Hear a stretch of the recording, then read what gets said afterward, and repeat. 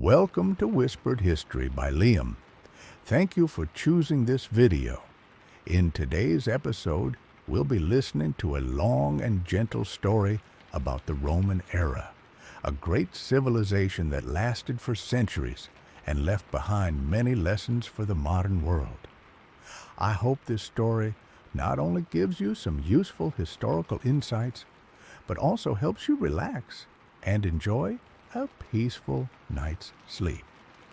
If you'd like, please leave a comment and let us know where you are listening from and what time of day you're watching or listening to this video. Your feedback truly helps us understand our audience better and improve future videos. And if you find this content helpful, consider subscribing to the channel and following our channel for more calm and immersive history stories like this one. Now take a moment to relax, get comfortable, and let the story begin. Tonight, there is nothing you need to solve, nothing you need to remember, and nowhere you need to go. Entering Rome. There is nothing you need to focus on right now, nothing you need to remember, nothing you need to understand completely. This is simply a long story meant to move steadily forward at the same pace as ordinary life once did. Imagine yourself in Rome, not during a great event, not during a moment of danger, but on a completely ordinary day. The streets are already awake. Footsteps echo softly against stone. Shops open their shutters one by one. The air carries familiar sounds. Rome does not feel dramatic. It feels established. It feels like a place that has always existed. And for the people living inside it, that feeling mattered more than anything else. A city that feels permanent. Rome at its height was not defined by urgency. It was defined by routine. Water flowed through aqueducts without interruption. Public baths warmed slowly throughout the day. Markets filled and emptied according to schedule. Nothing about the city suggested fragility. Buildings were solid. Institutions were old. Laws were deeply embedded into daily life. People did not think about the empire ending. They thought about their next meal, their next task, their next visit to the baths. Rome felt larger than any individual and therefore immune to individual failure. This belief did not come from propaganda. It came from experience. Rome had survived for centuries. Order as everyday experience. For most citizens, Rome was not an abstract empire. It was paperwork. It was lists. It was permissions and obligations. To move goods, to register property, to resolve disputes, there was always a process. These processes were not chaotic. They were predictable, and predictability creates trust. When systems work day after day, people stop questioning them. They begin to assume that tomorrow will look like today. Wealth without awareness, resources flowed into Rome constantly. Grain arrived from Egypt, olive oil from Hispania, wine from Gaul. The city consumed without seeing the effort behind it. For many citizens, scarcity existed only in stories from the past. Food was available. Water was reliable. Entertainment was regular. The empire's success faded into the background of daily life, and background conditions are rarely examined. Comfort as a starting point. Public grain distributions were part of life. Citizens lined up calmly. Officials checked records. Everything moved forward in orderly fashion. This was not desperation. It was routine. Children grew up watching their parents receive grain. They learned where to stand, when to arrive, what to expect. The system trained expectation. And expectation, once established, is stronger than gratitude. The slow pace of stability. Life in Rome moved at a measured pace. Not slow, but unhurried. People did not rush toward the future. They assumed it would come. The empire did not feel like something that needed protection. It felt like something that managed itself. And this feeling, this quiet confidence, was the foundation of the habit that followed. A full day inside the system. A typical day in Rome did not begin with urgency. It began with familiarity. Morning light reached the streets slowly, touching stone walls that had stood for generations. Shops opened in predictable order. Vendors prepared goods they had sold the day before and would sell again tomorrow. People knew where to go and what to expect. Routine shaped the rhythm of life. A citizen leaving home did not think about the empire. They thought about errands, about whether the market would be crowded, about whether paperwork would take long today. Rome functioned through small actions repeated daily, not through dramatic moments. Waiting without anxiety. Lines formed naturally in public spaces, not tense lines, not desperate ones. Just orderly gatherings of people who knew the process. Officials arrived on schedule, records were brought out, names were checked, the pace was steady. No one hurried the system because there was no reason to. Waiting was expected, and expectation reduces resistance. When waiting becomes normal, it stops feeling like a burden. Administration as background noise. Rome was filled with clerks. They copied documents, verified ownership, processed permissions. Their work was not celebrated, it was not questioned, it simply existed. Citizens interacted with administration the way they interacted with roads or water, as infrastructure. And infrastructure, once reliable, disappears from conscious thought. Growing up inside stability. Children learned early how things worked. They learned where their family stood in line, which official handled which matter, how long processes usually took. They did not learn why these systems existed, only that they did. This distinction mattered. Understanding how to use a system is different from understanding how to sustain it. Rome taught usage, not responsibility. Comfort as an inherited condition. Older generations remembered instability.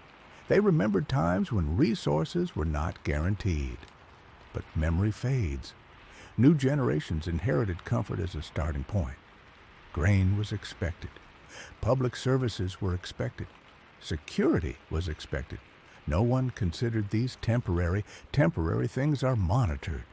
Permanent things are assumed. Rome became assumed. When care replaces participation, the state handled many burdens: food distribution, infrastructure maintenance, public order. Citizens adapted to being cared for, not passively, but naturally. Adaptation is efficient. People focused on their immediate lives, families, trades, local concerns. The empire faded into the background. And when something fades into the background, people stop feeling responsible for it. Bureaucracy without urgency. Administrative processes continued smoothly. Forms were filed, requests were reviewed, decisions were delayed but rarely denied. Delay became a feature, not a flaw. People learned patience, not pressure. There was no need to push. The system would move eventually, and eventually was always enough. Stability without reflection. Years passed like this, decades. Nothing demanded reform, nothing forced reconsideration. The empire functioned, and functioning systems rarely invite introspection. No one woke up thinking this might not last, because yesterday had worked, and the day before that, and the day before that. The habit forms quietly. Habits are not created through intention. They are created through repetition. Rome repeated comfort. Rome repeated support. Rome repeated stability. And repetition shapes expectation. Expectation shapes behavior. Behavior shapes outcomes. No single person decided to depend on the empire. Dependence emerged because nothing required independence. Participation becomes optional. Citizens still obeyed laws. They still paid taxes, but emotional investment declined. Rome was not hated, it was simply distant. It did not feel like something that required effort to maintain.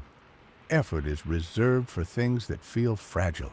Rome felt permanent, the illusion of endless continuity. The empire had lasted longer than most people could imagine.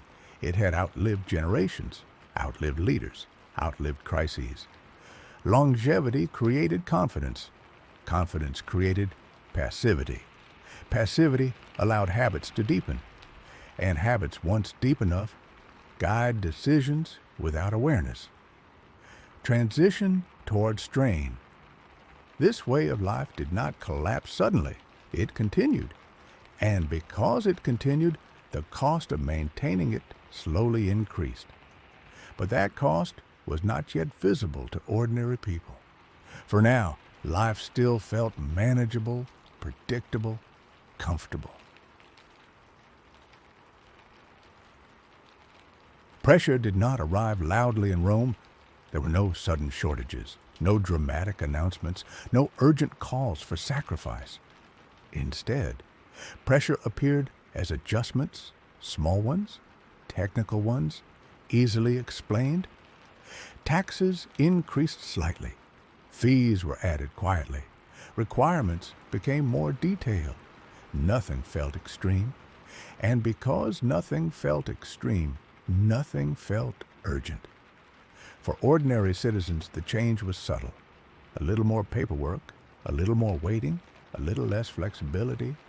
Taxes were still collected on schedule. Officials still followed procedure. But the margin for comfort narrowed. People noticed, but did not protest, because protest requires clarity, and this change felt unclear. As systems grew more complex, they rewarded familiarity. Those who understood the rules found ways around them, exemptions, delays, special permissions. This was not corruption in the dramatic sense. It was navigation. The wealthy adapted quickly. They hired specialists. They negotiated terms. They shifted obligations elsewhere. The system still worked, but it worked unevenly. As some burdens were avoided, others became heavier. Responsibility concentrated on those with fewer options: small merchants, local tradespeople, those without access to privilege. They complied, not because they agreed, but because compliance was easier than resistance. Resistance required energy, and energy was already being spent on daily survival inside a heavier system. To manage growing strain, Rome added administration. More records, more oversight, more procedures. Each addition made sense on its own. Together, they slowed everything. Requests took longer. Decisions passed through more hands. Delays became expected. No one complained loudly because delay had become normal. Fatigue did not feel like collapse. It felt like waiting. Waiting for approval, waiting for response, waiting for resolution. People learned patience, not urgency. Urgency fades when nothing ever demands immediate action. Eventually, financial pressure reached the currency itself. This change was handled carefully. Coins did not disappear. They were not replaced overnight. They were adjusted gradually. The silver content was reduced. The appearance stayed the same. Most people did not notice immediately. Why would they? Life continued. Over time, prices changed. Not sharply, not suddenly, just enough to feel inconvenient. People adjusted habits, bought slightly less, saved slightly less. No one called it a crisis because crisis implies a turning point, and this felt like continuation. Money is not only metal, it is expectation. expectation that effort today will matter tomorrow. As confidence weakened, people became cautious. They focused inward, shorter horizons, smaller plans. The empire still existed, but belief in its stability became thinner. This was not fear. It was weight, the weight of complexity, the weight of obligation, the weight of navigating a system that felt increasingly distant. People did not blame Rome. They simply stopped thinking about it. By the time Rome entered its final phase, nothing felt dramatic. Life continued. Markets still opened. Officials still processed documents. Taxes were still collected. The empire did not feel like it was ending. It felt like it was continuing under slightly heavier conditions. And continuation is comforting. Comfort hides decline better than chaos ever could. Rome did not stop functioning. Roads were still used. Courts still heard cases. The army still existed. From the outside, the empire looked intact. From the inside, people felt distance. Distance between effort and reward. Distance between duty and meaning. Rome was present, but not personal. Citizens still obeyed laws. They still paid what was required, but they no longer felt invested. Rome was no longer something to protect. It was something to endure. Endurance replaces loyalty when systems grow impersonal. When challenges appeared at the edges of the empire, responses were slower than before. Not because Rome lacked soldiers, not because Rome lacked resources, but because Rome lacked energy. Energy does not disappear suddenly. It drains over time, from delays, from complexity, from constant adjustment, without resolution. People resist when they believe resistance matters. By this point, many did not. They complied, they adapted, they withdrew. Withdrawal is quiet, and quiet withdrawal weakens systems more effectively than rebellion. Rome still issued orders, but orders require belief. Belief that effort leads somewhere. As belief faded, compliance became mechanical. Mechanical systems function until they face stress, then they fail quickly. There was no single event that marked the end of Rome, no date that felt final, only a long sequence of ordinary days, each one slightly heavier than the last. Decline became invisible because it felt familiar. Each generation inherited a Rome less resilient than before, not weaker in appearance, weaker in spirit. They learned how to survive inside the system. They did not learn how to sustain it. Rome did not fall because it made one mistake. It fell because it repeated small, reasonable choices for too long. Comfort over effort, delay over reform, adjustment over change. None of these felt fatal. Together, they were irreversible. By the end, Rome was still there, but it no longer demanded sacrifice. It no longer inspired defense. It existed. And existence alone is not enough to survive. Rome did not collapse. It dissolved slowly, administratively, emotionally. The empire faded before it fell. By the time it was gone, most people had already let it go. History does not always end with noise. Sometimes it ends with routine, with habits repeated until they empty systems of strength. And now, as this story continues its gentle movement, there is nothing you need to hold on to. You do not need to remember names or dates. You only need to let the rhythm continue, just as life in Rome once did. Steady, familiar, unremarkable, until it quietly passed into history.